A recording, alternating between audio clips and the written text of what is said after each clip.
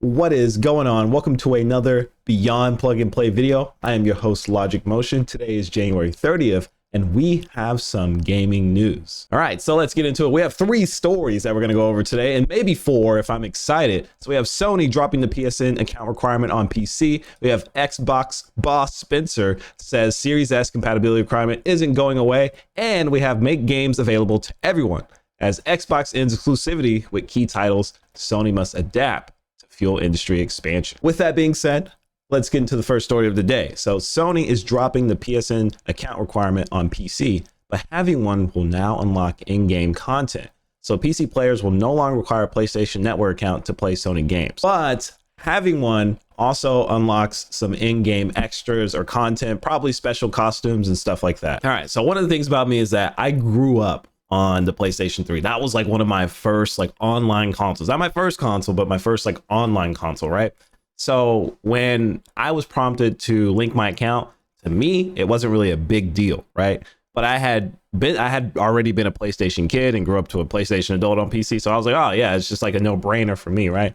But I could see how someone would be adverse to it, especially if it's like a single player game. I believe when God of War Ragnarok came out, you couldn't get past the main menu if you didn't link your account, which is really dumb. I mean, it's a single player game, right? If you're gonna like spin it to where like it's an online game, like sure, like maybe I get it, but even then there's been drama with that with Helldivers 2, right? But I feel like every single player Sony game, Last of Us, what is it, God of War, Horizon, like that, there should be no account linking or account migration or whatever going on with that. You shouldn't have to do that. You shouldn't have to make an account, especially if you're going to sell these games. Like you shouldn't have to make an account to play these games. Like I bought the game, dude.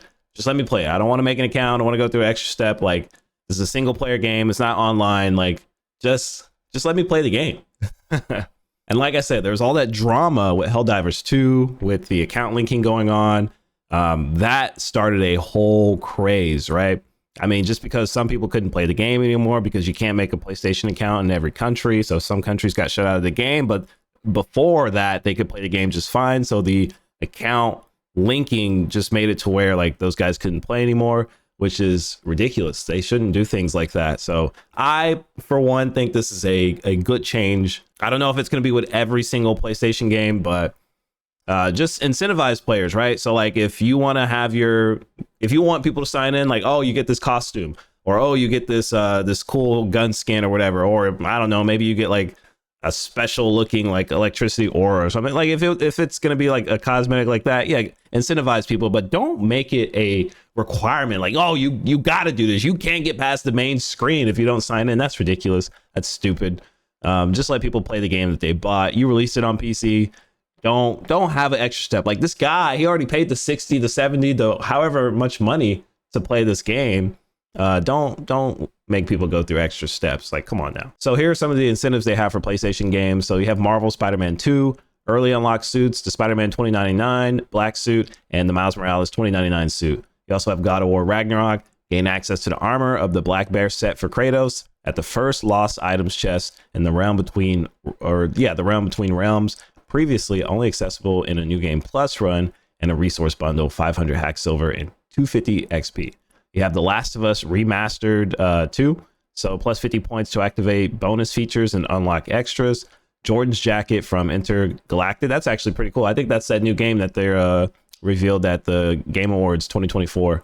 So, and then the Heretic Prophet as a skin for Ellie. Horizon Zero Dawn Remastered, gain access to Nora Valiant outfit. So this is cool.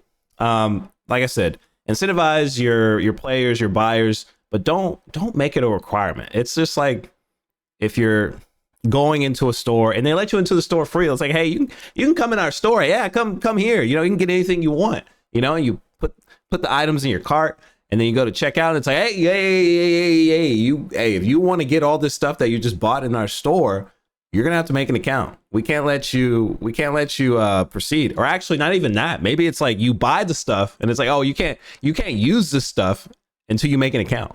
Like it's just, it feels terrible. So I'm glad they're going back on this.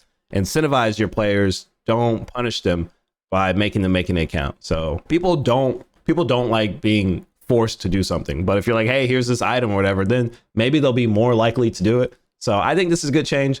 I'm glad they decided to take back their previous stance, because it will be much more favorable or seen in the better light at this angle, essentially. Okay, so next story or next read is Xbox boss Spencer says Series X compatibility requirement isn't going away.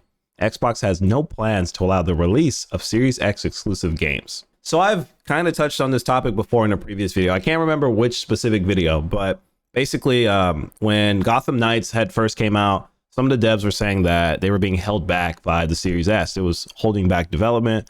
I believe Black Myth Wukong as well, the CEO and some of the devs had mentioned that the Series S was making it very tough for them to proceed with the game. So I do still think it's possible to release games on the Series S, but with the less power, less headroom, I think it's difficult for devs to release a version that's optimized for the S, right? And you have a lot of devs taking to Twitter just being like, yeah, this is tough on us. The Series S is holding the industry back.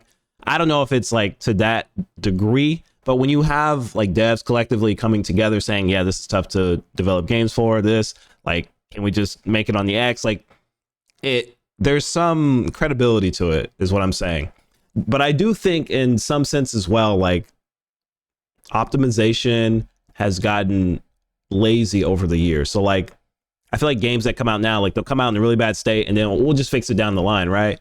But you know, back then, like games just come out and they had to be like perfect, or not per se perfect, but they had to be at least playable, right? You know, there were still issues, but it wasn't to the degree of what happens nowadays. But this is a double-edged sword, because I feel like if you do like allow this to happen, then because there's probably a lot of Series S like people out there, so like consoles and whatever. So if you give them the option, be like, oh yeah, we're only going to make an X version, well shit, then you're alienating like maybe half, maybe more than half of your user base on the Xbox. So I understand the mentality. A lot of people would feel slighted if that was the case. But I think in a different world where the Xbox, like the Series S Xbox should have been like your base PS5 performance. That should have been the basis of a Series S. And then your X version should have been an upgrade upon that. I think that's how it should have went. And then you probably wouldn't see all these complaints. But since it's a less powerful system, just devs find it tough making games for. I want to say that you should be able to only release X like compatible games, but I don't see that really panning out well for the Xbox community. Like I feel like people would be like hella on the rise, like, yo, what, like you're screwing us S users. So like that's what I'm saying. It's like a double-edged sword. So you can't really do that. It would be screwing over your fan base.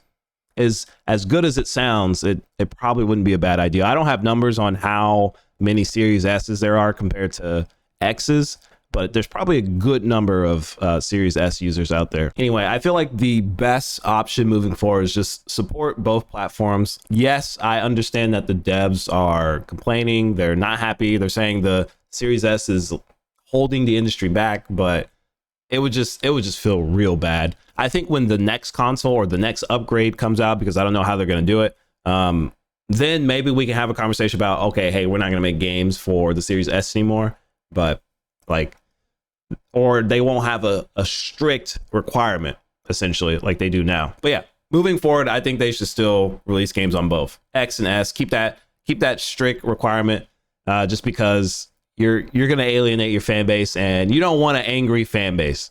I would rather have angry devs versus an angry fan base. But then again, you could say that the devs won't go to the platform, so they won't make like games. So there's like conversations for both sides. There is no perfect side, but the users are going to be the people that really bring in the money. But at the same time, the devs bring in the money. I don't know. It's a double-edged sword. I really don't know which route to take on this one. All right, and the last article of the day is make games available to everyone as Xbox ends exclusivity with key titles. Sony must adapt to fuel industry expansion. As Xbox pushes for more inclusive gaming ecosystem, the console wars could be over. Will Sony adapt or continue exclusivity model? So in my eyes, I feel like Sony is already adapting. I mean, you got Horizon on PC. You have what is it? What else? God of War on PC. You have Last of Us on PC. You have Uncharted on PC. You have Ratchet and Clank on PC. They've already adapted to this new inclusive gaming ecosystem, whatever you want to call it. Obviously, they're not releasing their games on Xbox, but these games aren't exclusive anymore. It's not just on one platform, right?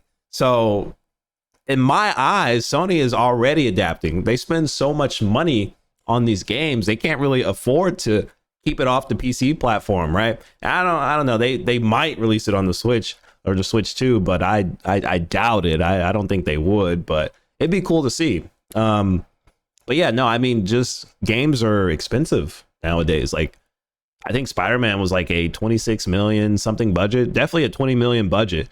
And you're not gonna, they didn't recoup that through just PlayStation sales alone. Maybe they'll recoup it through PC sales as well, but it's not like times in the heyday. These games, or their budget is so big, you can really only break even on your platform. You have to expand more on different platforms to break out of that barrier. So, and I think that's what Xbox is seeing now. It's like, okay, we can't be the one true all console anymore. Like we've lost that race, and we have to accept that. So now what we do is we're a publisher. We're going to make games. We're going to ship games on our Game Pass. We're going to ship games on PlayStation. We're going to ship games on the Switch and PC. So we're just going to have our games everywhere, right? I mean, essentially that's what Activision was doing before. Activision was the number one, was it, third party developer, even before they got bought out by Xbox. So this is for Xbox. This is the move, right? But Sony needs to also keep the platform up, and I don't think Sony doesn't have as much leeway as Microsoft, Xbox. So they can't really do the same things, right? So I don't know. I just think releasing your games on PC is breaking out of that shell already. Sony isn't just in their own little console space, right? They're on PC, and PC has a huge crowd. So they're already more inclusive just off that alone. And we just talked about earlier how they're getting rid of the requirement to have a PSN account. So like they're doing things to help this model. But yeah, all in all, this is awesome. I love seeing games on PC. I love seeing Xbox put their games on PlayStation. It's just, more games for everybody, right? A lot of games nowadays are cross-play, cross-platform. So just even in that sense, they're everywhere. You can play with everyone. You don't have to have a specific console anymore to play with your friends. So like gaming is opening up, and this is how it should be, right? So I don't know. I think Sony is already there. I don't think they really need to do more. They don't have to release their games on Xbox. Maybe on the Switch. I doubt it, but just having your games on PC is enough. I think that's awesome. All right, so that's all the gaming news I got for today. I know I said I might do a fourth article, but I didn't really see anything too interesting. So if you made it this far into the video, thank you for watching. It's awesome. Let me know what you think about Sony dropping the PlayStation account requirement on PC. Let me know what you think about the Xbox Series S and X compatibility requirements. You think they should stick with if you make an X version, you got to make a Series S version? Or do you think they should be like, all right, you can make the X version only and you don't have to have an S version? What should they do with that? And then what do you think about just like the future of gaming, right? The inclusivity, right? Should Sony keep their games on PlayStation, on PC? Should they move to platforms like Xbox or like the Switch? Should they expand even further, right? Or do you think just being on PlayStation and PC is fine? I do, but you might have a different mindset. Let me know down below. Anyway, that's all I got for today. I'll see you next time. Take care.